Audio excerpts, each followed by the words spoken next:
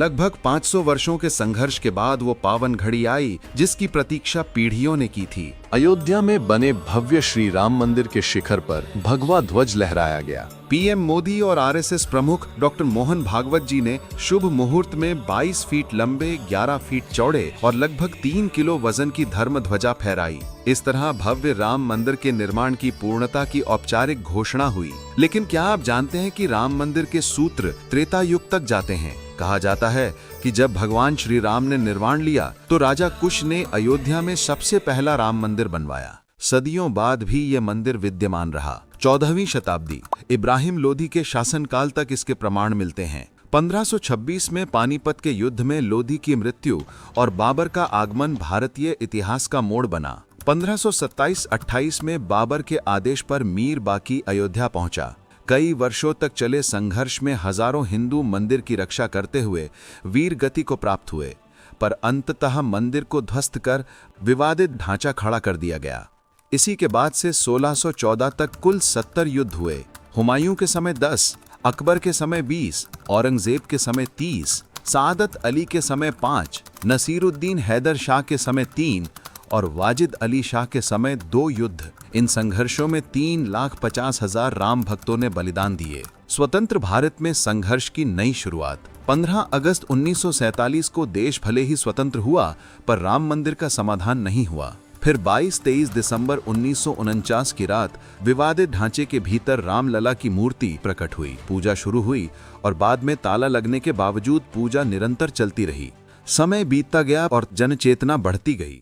स्वप्न देखते बाबर के अरमान मिटा कर मानेंगे, अरमान मिटा कर मानेंगे। विश्व हिंदू परिषद के नेतृत्व में मंदिर निर्माण यज्ञ प्रारंभ हुआ। राम जानकी रथ यात्रा और ताले का खुलना 1984 से 1986। सितंबर 1984 से राम जानकी रथ यात्रा शुरू हुई। 1 फरवरी 1986 फैजाबाद जिला न्यायालय का ऐतिहासिक आदेश। ताला खुला और पूरे देश में उल्लास फैल गया।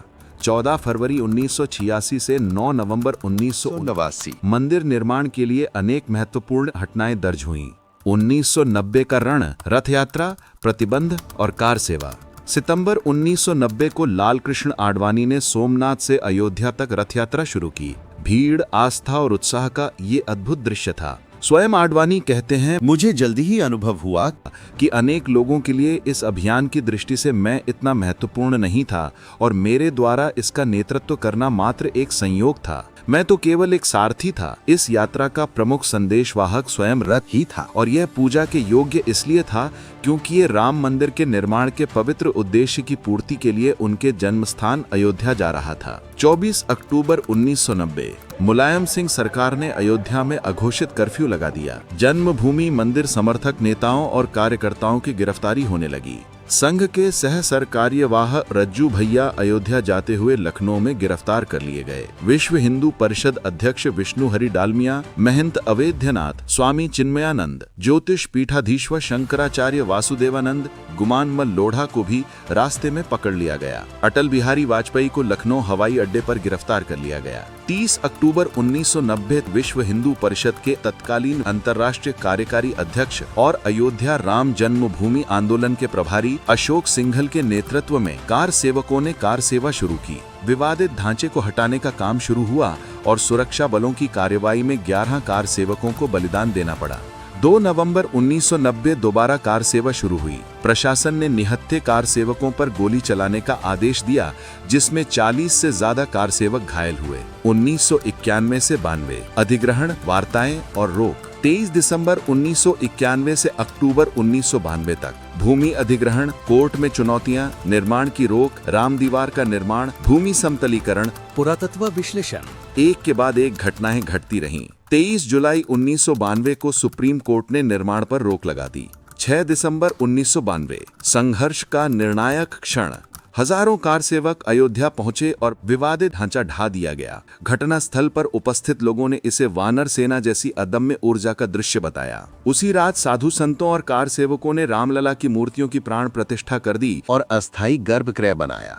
अगली सुबह सुरक्षा बलों ने पूजा रोकने की कोशिश की, पर आदेश आने पर अनुमति दी गई। उस समय वहां उपस्थित पत्रकार चंद्रकांत जोशी ने बताया कि आदेश सुनते ही जो सुरक्षा कर्मी पुजारी को आरती करने से रोक रहा था, उसकी आंखों से अविरल आंसू बह निकले। उसने अपने साथी से कहा, आज मैं बहुत बड़े पाप से बच गया। अगर आज मेरी वजह से यहाँ आरती और पूजा नहीं होती तो मैं किसी को मुंह दिखाने लायक नहीं रहता। 1992 से 2010 मुकदमे, प्रतिबंध और संघर्ष। इधर विवादित ढांचा गिरा, उधर मुकदमों का सिलसिला शुरू हो गया। कार सेवकों पर अनगिनत मुकदमे हुए। लाल कृष्ण आडवाणी, मुरली मनोहर जोशी, उमा भारती, अशोक सिंघल सहित बीजेपी के दूसरे नेताओं के विरुद्ध भी अलग अलग धाराओं में मुकदमे लिखे गए। 10 दिसंबर 1992 को केंद्र सरकार ने संघ, बजरंग दल, विश्व हिंदू परिषद और जमायत इस्लामी पर प्रतिबंध लगा दिया। 16 दिसंबर 1992 को लिब्राहन आयोग बना। फरवरी 2002 विश्व हिंदू परिषद ने पुनः कार सेवा की तिथि घोषित की। 30 सितंबर 2010 इलाहाबाद हाई कोर्ट ने विवादित भूमि का 3 हिस्सों में बंटवारा कर दिया। 2011 से 2019 सत्य की विजय। 2011 में मामला सर्वोच्च न्यायालय पहुंचा। 9 नवंबर 2019 को ऐतिहासिक निर्णय आया। ASI के आधार पर कहा गया कि साइट के नीचे गैर इस्लामिक संरचना थी और विवादित भूमि पर अधिकार रामलला का है। साथ ही 3 महीने में ट्रस्ट गठन का आदेश दिया गया। संकल्प पूरा हुआ, संघर्ष का फल मिला। किंतु इस उपलब्धि को सहज स्वरूप में ग्रहण करने की सीख देते हुए जूना अखाड़े के आचार्य महामंडलेश्वर स्वामी अवधेशानंद गिरी ने राम भक्तों से कहा, राम वे हैं जिनको दंभ कभी स्पर्श ही नहीं कर सकता, इसलिए विजय का श्रेय अपने आराध्य और गुरु के चरणों में समर्पित करिए। वर्षों बाद जब राम मंदिर निर्माण का मार्ग प्रशस्त हुआ तो मानो कई हृदयों की कामना पूर्ण हुई। प्रतीक्षा में पथराई आंखों में खुशी के आंसू छलक उठे। देश विदेश के हर कोने में बसने वाला राम भक्त उल्लास से भर गया। राम भक्तों की अनुभूति ठीक वैसी ही थी जैसी भरत को 14 साल बाद भाई राम के अयोध्या लौटने पर हुई होगी। 2020 से 2025 भूमि पूजन और पूर्णता। 5 फरवरी 2020 श्री राम जन्मभूमि तीर्थ क्षेत्र न्यास का गठन, न्यासियों का चयन। 19 फरवरी 2020 महंत नृत्य गोपाल दास अध्यक्ष, चंपत राय महामंत्री। 5 अगस्त 2020 PM मोदी और RSS प्रमुख डॉक्टर मोहन भागवत जी ने UP CM योगी आदित्यनाथ के साथ मंदिर का भूमि पूजन किया। 22 जनवरी 2024 भगवान राम टेंट से निकलकर अपने भव्य मंदिर में विराजमान हुए। 5 जून 2025 राम दरबार की प्राण प्रतिष्ठा संपन्न हुई और 2025 की विवाह पंचमी के दिन ध्वजारोहण समारोह की संपन्नता के साथ ही श्री राम मंदिर का भव्य स्वरूप पूर्ण हुआ।